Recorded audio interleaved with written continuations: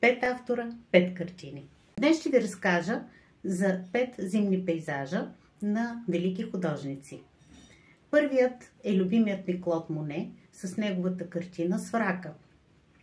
Зимен пейзаж, в който може да видите колко добре е предал цветове в сенките.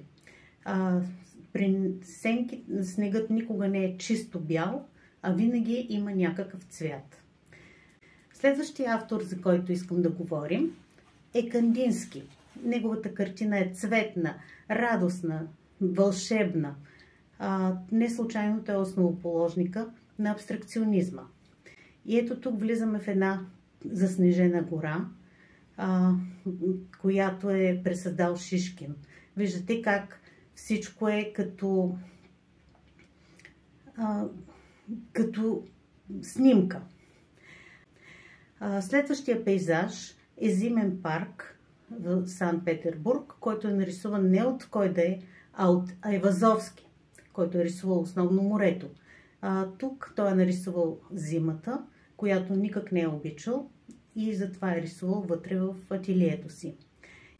И стигнахме до един съвременен автор, който аз обожавам. Това е Мишел Леру. Вижте колко светлина има в неговия сняг. С вас беше Диана Димова Тракси.